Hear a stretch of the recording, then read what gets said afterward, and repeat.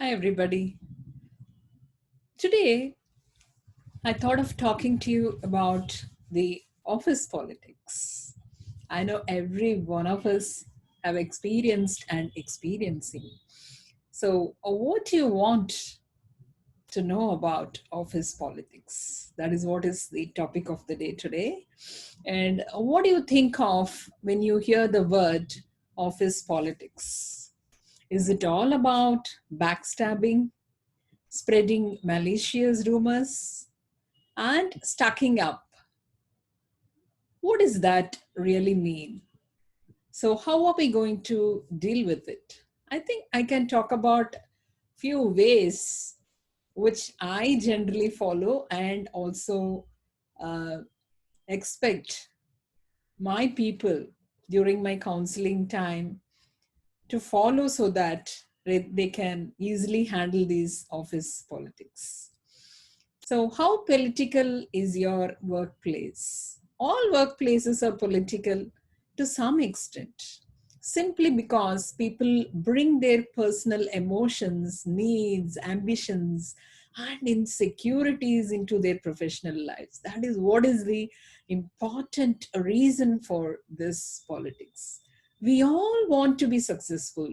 Is there any doubt for any one of us? Everyone wanted to be successful, but we don't always agree with one another about what this means or how we should achieve it. To me, office politics arise when these differences of personality and opinion become difficult to manage. And we often care deeply about the decisions that we make or that others make about us.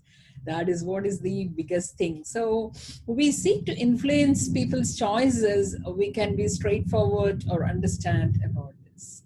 So I think we can discuss about few tips which can help us to handle these office politics.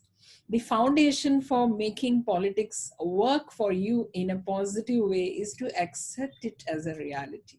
It may change over time as people come and go in your organization, but chances are it will never disappear entirely. If one person go, the other person will come. There is this problem is never ending. So instead of eradicating or removing people from the organization, let us learn how to handle these issues.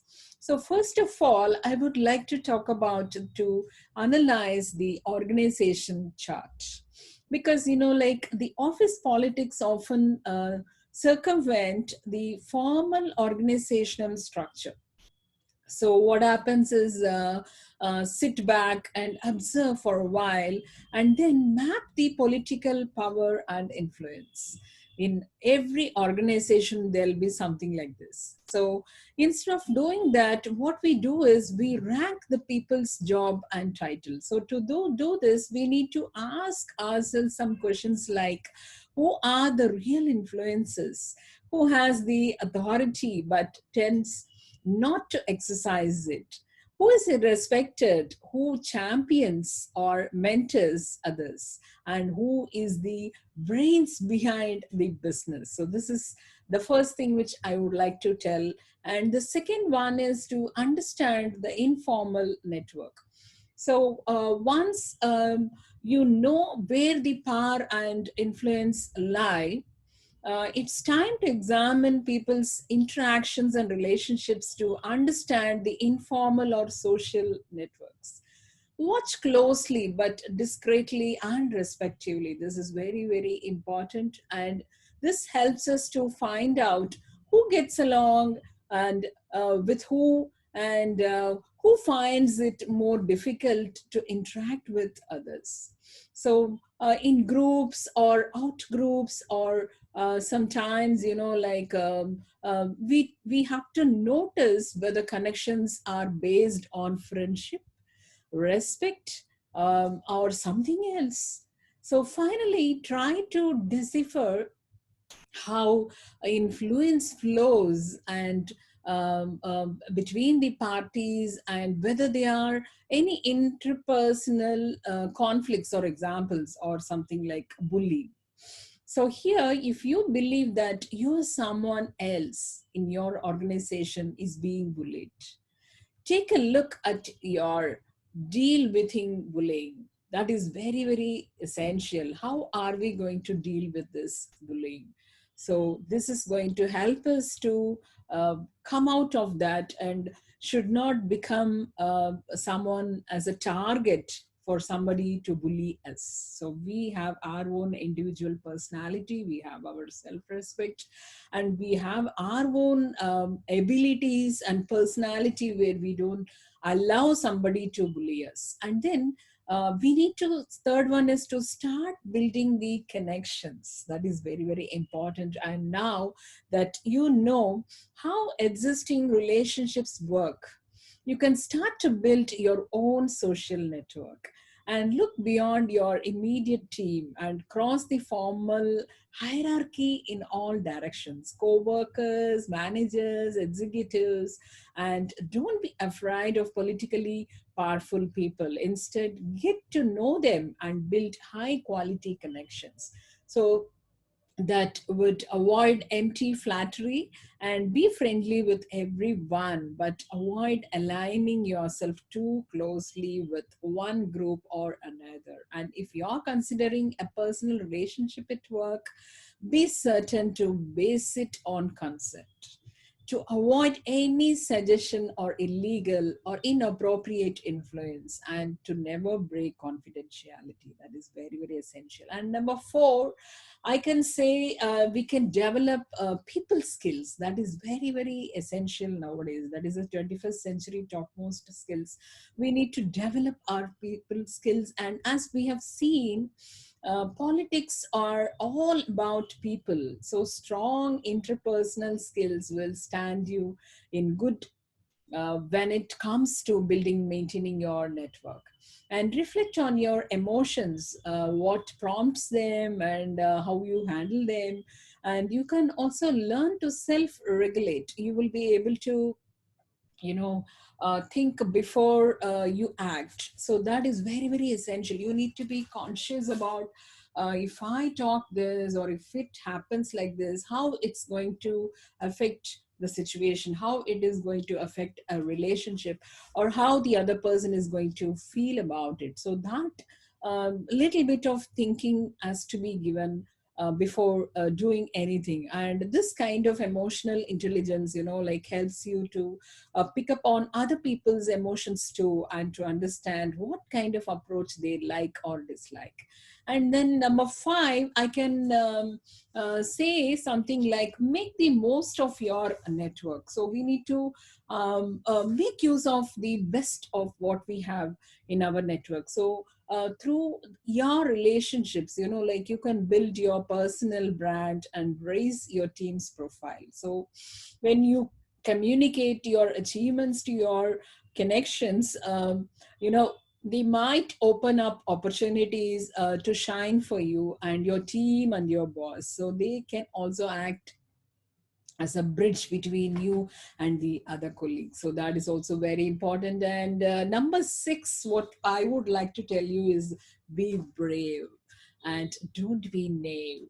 So being brave is always one of the things which will help us to withstand, or focus, or to overcome any adversities, or any bullying, or any politics that you have. Because you may change your profession, you may change your company, but you cannot change the mindset of people.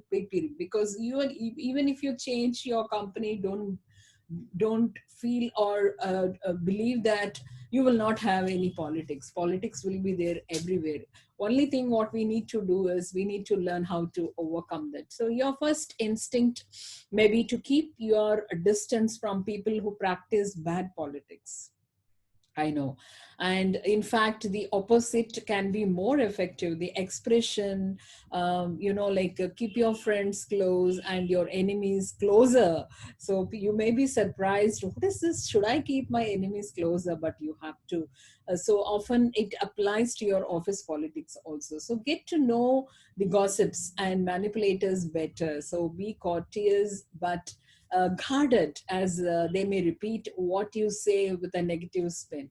and try to understand their goals so that you can avoid or counter the impact of their negative politicking, and be aware that some people behave badly because they feel insecure. So this is what is the ultimate reason for this type of politics, because people feel insecure and you're better than them, and in order to get the feeling of security, like they like to pull you down using this politics. So that is very, very important, and this is a form of self sabotage. And however, protect yourself as much as possible from anyone you suspect of this. And this is very essential. And coming to number 7, like neutralize the negative politics. Last but not the least, we need to know how to neutralize the negative politics, and you can help to make a workplace become more positive by not fueling the fire and joining the negative politics. For example, avoid passing on rumors. This is very, very essential. So without taking time to carefully consider their source, we do not know whether it is true or not, and it is none of our business to talk about the other person. So avoid yourself from spreading rumors, and we do not know the credibility and also the impact. So that has to be kept in mind, and don't rely on confidentiality, and it's safer to assume that whatever you say will be repeated. So choose carefully what secrets you reveal. So that is all I would like to say. And if you are working in a particularly toxic atmosphere, you may have to follow these some of these rules which I have told you. And office politics are a reality actually, and that we all have to face, and avoiding them altogether risks not having a say in what happens. Actually, it also allows people with less experience, like skill and or knowledge than you to influence decisions that affect you and your team. So good politics can help you to get what you want without harming others in the process, to harness its power. And so let me recall the points which I have told you. Analyze the organization chart, and understand the informal network, and build relationships, and make the most of your network, and develop your people skills. That is very essential. And also be brave and not be naive, and also neutralize the negative politics. So I think one should actually learn to overcome these office politics rather than running away from that. Thank you so much.